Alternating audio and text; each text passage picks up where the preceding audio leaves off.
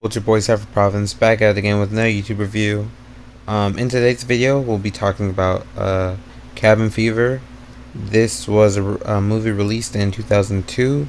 It does have a couple sequels as well as a I think it was 16, either 2016 or 2018 remake that came out. And so I just decided to watch the original and see if I'd be potentially interested in watching the series from there. And after coming off of this film, I would say I am at least slightly interested, though I'm also not interested for other personal reasons that we'll get into. This film basically revolves around it's five kids, your central main characters of the film, and they go out to a cabin out in some town or whatever, and they decide to have a party or whatever. But while having their party at the cabin, they end up coming into contact with this deadly disease that ends up ruining their party, and so they have to figure out a way to try and survive being out in the cabin around this contagious disease.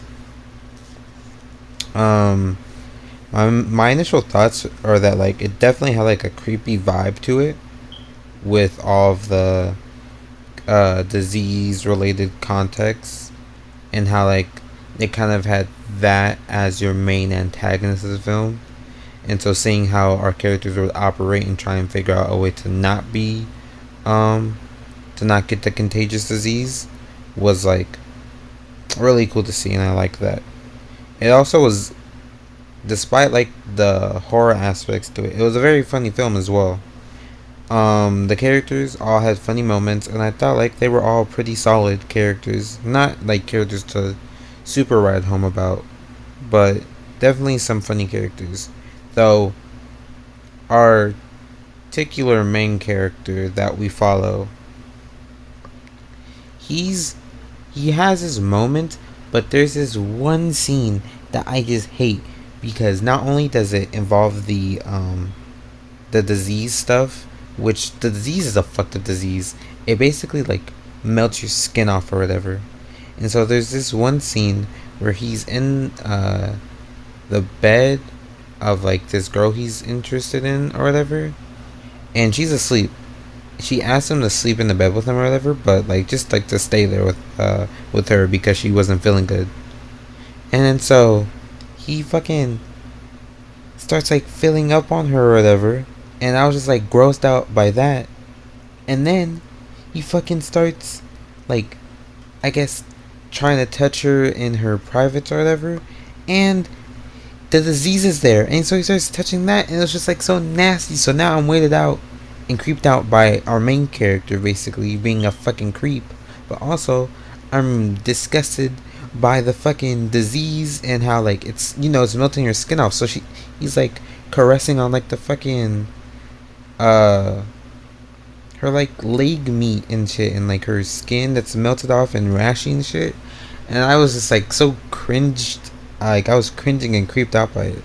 Like that's honestly probably like, it's not like a fear of mine, but it's like something that'll creep me out. Like if I saw that shit, I'd be like, yeah, I'm tapped out, buddy. I'm backing up. I'm not dealing with that. No, no, no. But yeah, it's just fucking uh, it was just so creepy and nasty. A lot of this stuff, but the reason why it was so creepy and nasty, and it wasn't just like something where it was like in other films, it might have been like, I see where they're going for, but they didn't have like certain things to be able to portray it well, was because in this film they had very good like effects and makeup design to really like make you like be able to properly visualize and see how like how this contagious disease looked, and how like it would look on a person or whatever. And then there was like a bunch of scenes where like they were like an example of like a scene that like really made me cringe was when like one of the characters, she ends up getting infected by the disease, and our first like sign of it is like she's having sex with somebody or whatever, and then they like kind of like not like scratch her back or whatever, but like he's like grabbing onto like her back or whatever, and then his fingers kind of rake her back, and at first you think like, damn, he fucking raked her hard, but then you realize, oh no, he didn't rake her like body hard or anything. It's her fucking skin becoming so like messed up by this disease that like it's he's basically able to like peel it off. Like if he was trying, he would have peeled it off. And then so you see that, and then they go into like another scene where she's using like a razor to to shave off her legs and stuff or whatever. And oh my god, the fucking razor, like, oh no, no, no. Me even thinking about saying it, it's just so, oh my god. Oh my fucking god, I was cringing. Literally my next note that I have is like, I was cringing at a lot of the stuff because it was like so off-putting for me. And then like, not only like was it like so off-putting and like nasty, and like the audio cues and all that really played into a part for that, but also like I was like visualizing it happening to me, and I was just like, yeah, no, I'm good. That's like the one thing when it comes to like body horror stuff. It's not necessarily that like I'm like, you know, like scared of it or whatever.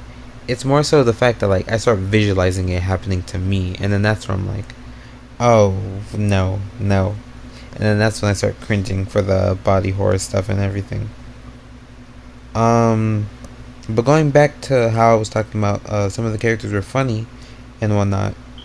The jokes in this are good, and they have good jokes, but there's also some jokes and some of the words that they use that are a byproduct of their time, in which people would be like, yeah, like back then they probably thought that was funny, but even back then it shouldn't have been funny at all in the first place, because the jokes that they were making were fucked up.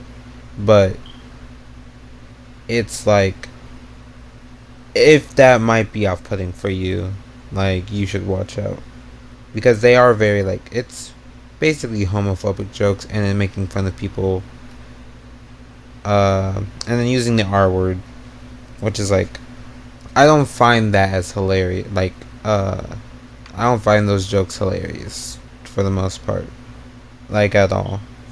They're not funny, especially in the way that they were using it. It wasn't really funny.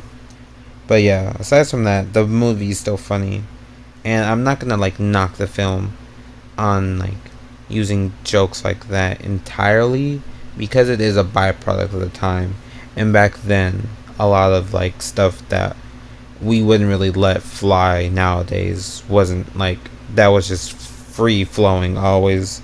You basically could not without listening to shit like that. But yeah, overall this is like a pretty solid film.